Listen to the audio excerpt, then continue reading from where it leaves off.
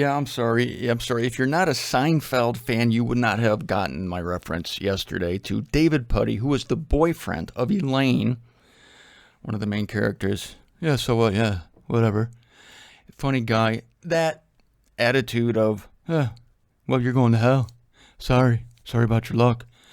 That typifies religious people. Speaking of religious people, this Balaam guy, I'm telling you, he's quite a case. You can read about him in Numbers 22 through 24, as I did. And the situation was Balak, the king of Moab, was getting quite nervous because the armies of Israel had just destroyed the Amorites. And when Israel comes to destroy you, you are freaking destroyed.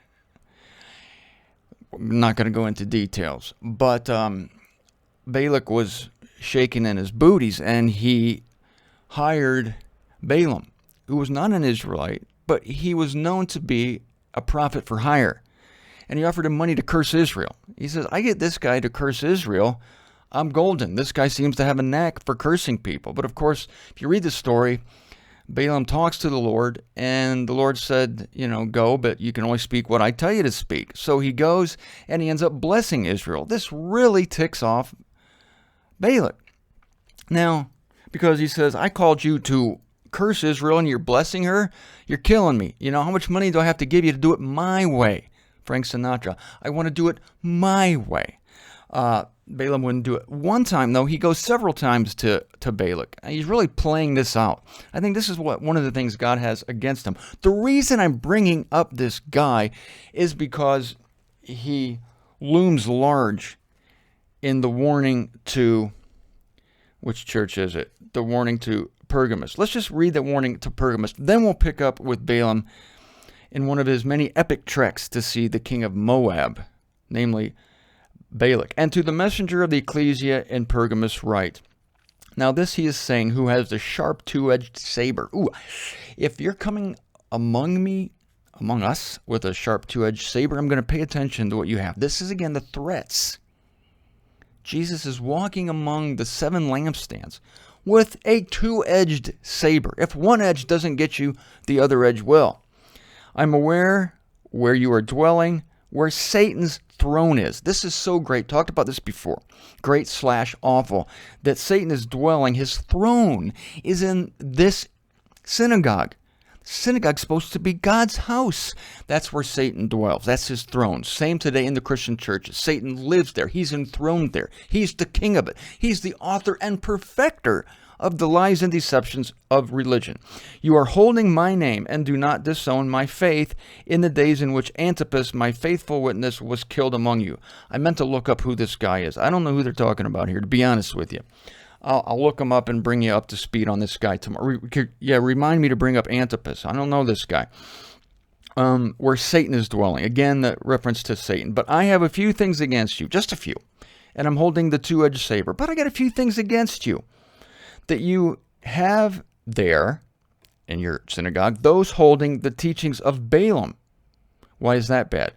Who taught Balak to cast a snare in sight of the sons of Israel, to be eating idol sacrifices, and to commit prostitution. Thus you also have those holding the teaching of the Nicolaitans. I'm going to get into these later. Forget them out of your mind right now.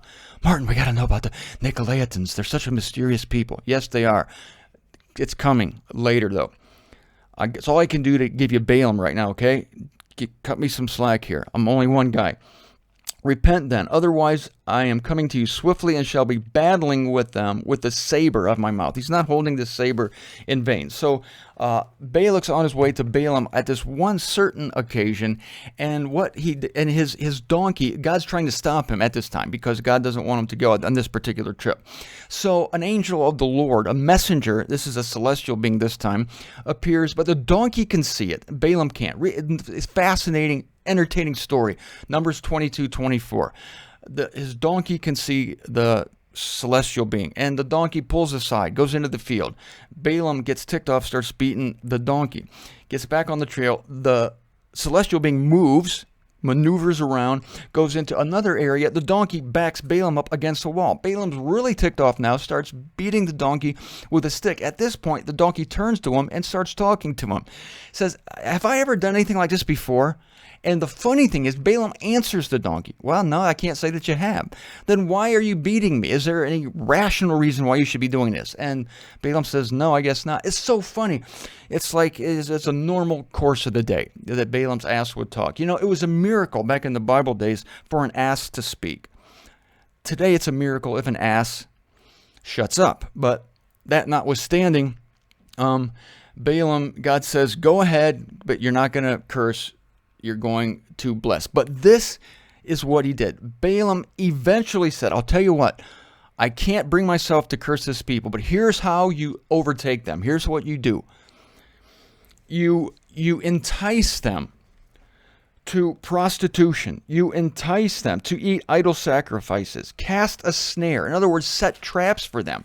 If you put a cult prostitute and entice them to worship false gods. I'm telling you, Balak, these people, man, it's like a drop of a hat, they will worship a false god. I mean, you just have to put perfume of a cult prostitute on a lilac bush, and one whiff of that, and they will be worshiping that god. They are suckers for the flesh. They're suckers for the type of flesh that would lead a man into worship of false deities. This is the prostitution. This is not the common prostitution of paying for sex. This is the prostitution we're looking at here, where God killed thousands of people. Paul references it in 1 Corinthians, is cult prostitution. That is using the enticement of women to worship a false deity. This was the lure. And that they also should, the other thing that they were enticed to do is to eating idol sacrifices. And they were prohibited from that. But Balaam is really, he's unveiling the Achilles heel of Israel. He's telling them what their weakness is, kind of like Samson. Well, if you do this, I'm done for. So if you want to take away Israel, do this. Now, and they were doing this. Some in the ecclesia, this is the crime. Can you believe this? Some in that ecclesia of Pergamos, that synagogue, were doing that very thing. They were enticing other people to fall, to divorce themselves, to go away from God. And this was the sin of Balaam. And they're actually enticing their brethren in the synagogue to do what Balaam did. And let's read on to the church of Thyatira. This is the one that didn't exist then. It's going to exist in the future. The synagogue there. Because Balaam comes up again. And also Jezebel. Jezebel taught the teachings of Balaam. This is entertaining. Horrible, but entertaining. To the church, the ecclesia in Thyatira, write. Now this the Son of God is saying, who has his eyes as a flame of fire. Before he had the two-edged sword. Now his eyes are as a flame of fire, whose feet are like white bronze. I am aware of your acts and love and faith and service and your endurance. Again, it's all about service in Israel. And your last acts are more than the former. But I have much against you, O God, much against you, seeing that you pardon that woman of yours, Jezebel. In other words, they made excuses for Jezebel. She was the wicked, wicked woman who hated Israel, tripped her up constantly, professing herself to be a prophetess. Again, professing. You can profess all day to be a prophetess, or you can profess to be a chief of the synagogue. You could profess to be of the synagogue of Yahweh, and yet at the same time you're of the synagogue of Satan. So she is professing herself to be a prophetess, and she is teaching and enticing my slaves to commit prostitution and to be eating idol sacrifices. And the prostitution has also to do with idols, which are false gods. This God hated. Number one commandment, thou shalt have no other gods before me, and don't make an image, any graven image of me. And so this was the key sin of Israel. So the sin of idol cult prostitution was not the sin of sex. It was the sin of idolatry. And sex was used as a venue, as a conduit to idolatry. And again, it's so easy to entice Israel to do this. They had to be kept away from it because they were always like chomping at the bit for some reason to go screw a cult prostitute and worship other gods. Their God was too hard, I guess. There was some kind of appeal to the false gods. And I'm thinking the appeal was to the flesh.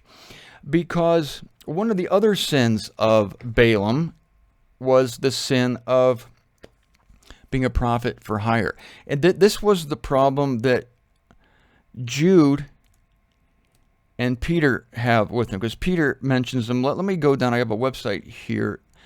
We're doing an in-depth study of Balaam here earlier. And in 2 Peter 2:15 and in Jude 1:11, Balaam is also mentioned as a bad guy. Only this time it's because he's greedy. He's money hungry. 2 Peter 2:15. Let me go. I don't have this bookmarked, so as you know, my Bible has the Peter and Timothy mixed up here just because I like to do things the hard way. 2 Peter 2:15.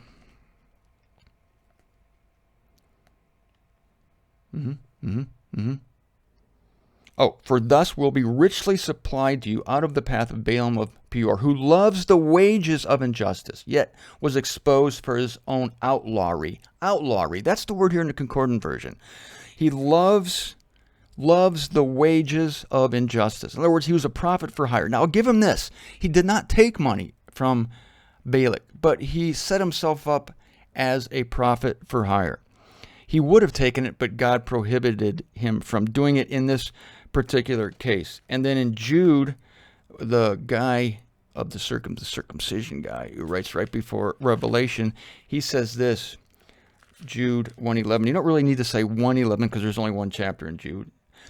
Woe to them, for they went in the way of Cain, and in the deception of Balaam's wages were they poured out, and in the contradiction of Korah. I'm not interested in Korah right now, or Cain, but Balaam, the wages of Balaam. That is a religion that is based on sensual delights, whether these sensual delights be profit or they be the soulish sensations, the appeal of women that would lead an entire nation to idolatry. Those were the sins of Pergamos, and also the sins of Thyatira. And that woman Jezebel, she actually made it a state religion to teach the apostasy of Balaam. Let me read you what Enoch says here. Jezebel, who is referred to in the letter to Thyatira, made the advice of Balaam the basis of state religion. A sensual religion will be one of the outstanding features in the end time. Did you get that? A sensual religion. That is, and Israel went towards these false gods because it was sensual. It was better than what they were having, because these false gods, I am thinking, offered them benefits.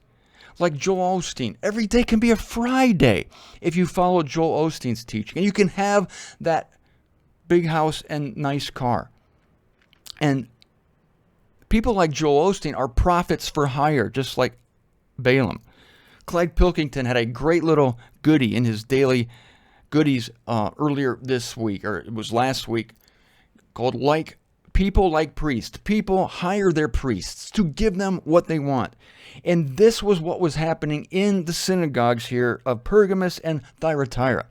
The people hired the priests. They want their ears tickled, so they found people who would do it. And there were people who were more than willing, for money or any other thing, such as adulation or power, to lay snares for Israel, snares for the people. They know what they love. I know what you love, says Joel Osteen. You love money, you love riches, you love wealth, you love feeling good, so I'm going to give you these things. That's a snare, that's a trap. It leads people astray from God. God hates this.